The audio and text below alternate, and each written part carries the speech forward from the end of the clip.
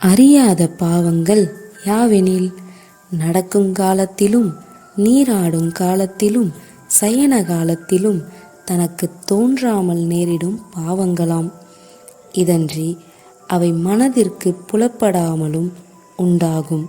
இவைகள் யாவும் தினஞ்செய்யும் ஜபத்தாலும் பாராயணத்தாலும் ஸ்தோத்திரத்தாலும் விருந்துபசரித்தலாலும் தெய்வம் பராவலாலும் நீங்கும்.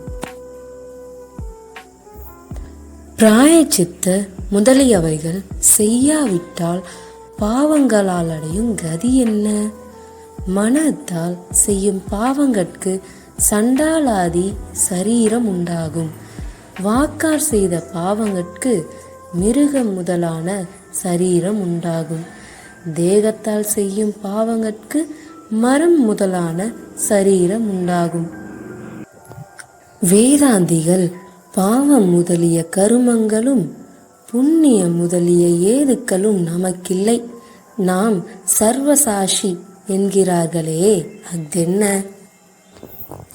தேக வாசனை, இந்திரிய வாசனை, கரண வாசனை, பிராணவாயுவின் சேர்க்கையில் உண்டாகும் வேறுபாடு முதலிய நன்மைகளில் சலிப்பற்று, ஆகாரம், நித்திரை, பயம் முதலியவைகளில் தாம் சலித்தும் சோர்ந்தும் திடுக்கிடும் இல்லாமல் நிவாத தீபம் போல் விளங்கும் ஜீவன் முத்தர்கள் சமூகத்தில் பாவ கிருத்தியங்கள் நடவா? புண்ணியங்களும் பிரயோஜனப்பற்றி செய்யார்கள். பொன்னும் ஓடும் சரியாக காண்பார்கள். அத்தன்மையுடைய நித்திய முத்த சுத்த ஞான தேக சித்தர்கட்கு பாவ புண்ணியமில்லை என்று அவர்கள் சொல்ல வேண்டியதில்லை, நமக்கே தெரியும்.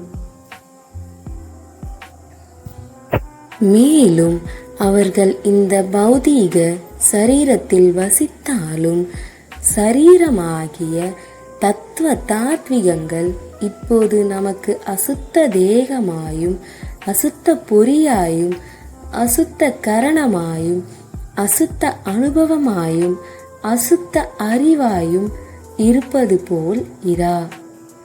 தத்த படத்தை போல் காரியத்தில் இலதாயும் காரணத்தில் உளதாயும் அறிவே வடிவாய் அறிவே பொறியாய் அறிவே மனமாய் அறிவே அழகாய் அறிவே உருவாய் அறிவே உணர்வாய் அறிவே அனுபவமாய் அறிவே அறிவாய் விளங்கும். திருச்சிற்றம்பலம். அருள்நெறி முற்றிற்று.